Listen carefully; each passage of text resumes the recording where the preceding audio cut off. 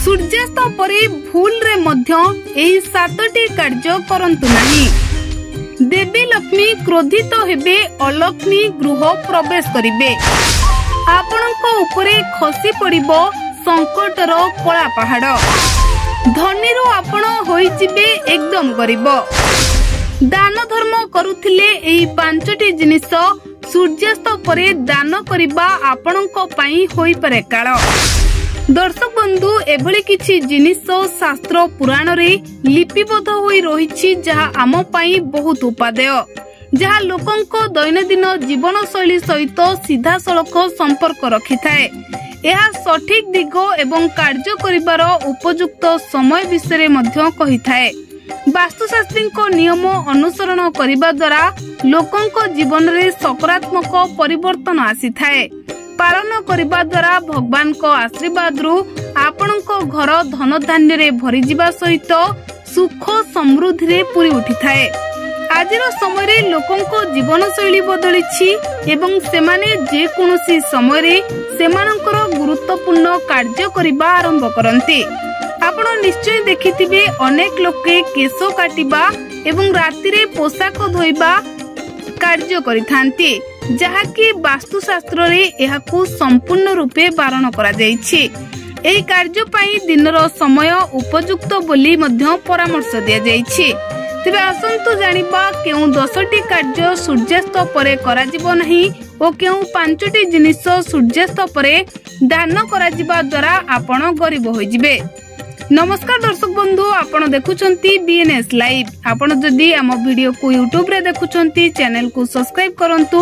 जदि फेसबुक रे देखुचंती तेबे फेसबुक पेज को लाइक करंतु। आपण को सुचिंतित मतामत कमेंट माध्यम रे हमहु जणांतु।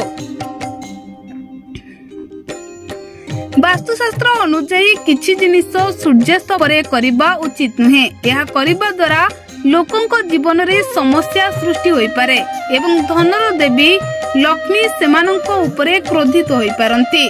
विश्वास अनुसार देवी लक्ष्मी को आशीर्वाद पाइबा पई किछि जिनिस अछि जहाकू राति रे करा जिबा उचित नुहे।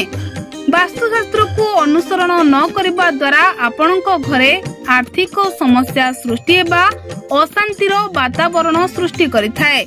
सूर्यास्त परे टंका कारबार दूरे रहिबा उचित। विश्वास करा जाए जे एही समय रे दिया जाइथिबा टंका केबे फेरस्त हुए नाही। विश्वास अनुसार सूर्यास्त परे घर को सफा करिबा उचित नुहे। यह करिबा द्वारा देवी लक्ष्मी क्रोधित होई पारंती एवं आर्थिक संकटर सम्मुखीन हेबा सह घर ऊपर को संकट माड़ी आसीथाए। सूर्यास्त परे लोक माने सेमानंक नख एवं केश काटिबा उचित नुहे। यह करिबा द्वारा नकारात्मक शक्ति घरे प्रवेश करे एवं ऋण भार वृद्धि हेबार संभावना रहिथाए। सूर्यास्त परे पिंधिथिबा पोशाक धोइबा मध्य भल नुहे बोली विवेचना करा जाए। वास्तुशास्त्री अनुसार यह करिबा द्वारा नकारात्मक शक्ति आसीथाए, जहा घरे रोग विस्तार करि पारे। अजथा आपण मेडिकल जाई खर्चांत होई पारंती। विपद आपणक ऊपर को माड़ी आसी पारे। सेबली संध्यारे सोइबा अशुभ बोली मध्य विवेचना करा जाए। विश्वास करा जाए जे जेउ व्यक्ति संध्यारे सोई थांती तांको घर को लक्ष्मी आसीबा बेले मां लक्ष्मी क्रोधित होई अधा बाटरू फेरी जाई थांती। कारण संध्या समय देवादेवी भ्रमण समय बोली आमे समस्ते जानिछंती। तेबे अन्यपटे देखिबा को गले सूर्यास्त परे तुलसी चौरा को जल दिया जिबा उचित नुहे किंबा तुलसी पत्र छिंडाइबा उचित नुहे। यह करिबा द्वारा आपणक घरे आर्थिक संकट बढ़िबा सहित अशांतिर वातावरण परिवार उपरे माड़ी आसीथाए। एही 10टी कार्य करिबा द्वारा आपणक उपरे संकटर कला पहाड़ खसी पड़िबो। तेणु आपण सब बेले एही 10टी जिनिस रु दूरे रुहंतु एवं संध्या समय एभली भूल आदौ करंतु नहीं। तेबे धार्मिक विश्वास अनुसार संध्या रे क्षीर खटा जिनिस लुण कदली हलदी दान करा जिबा उचित नुहे। एही कारणरू माता लक्ष्मी क्रोधित होई पारंती। सृष्टि प्रलय होई गले मध्य एही जिनिस दान करंतु नहीं। जदि आवश्यक पड़ुछि तेबे तार मूल्य रखी ता अन्य को दियंतु। तेबे एभली ज्योतिष शास्त्र और वास्तुशास्त्र तथा मालिका वर्णित कथावस्तु स्वास्थ्य मंत्र शिक्षण नीतिबाणी और आध्यात्मिक कथा जानिबा पई हम यूट्यूब चैनल को सब्सक्राइब करंतो।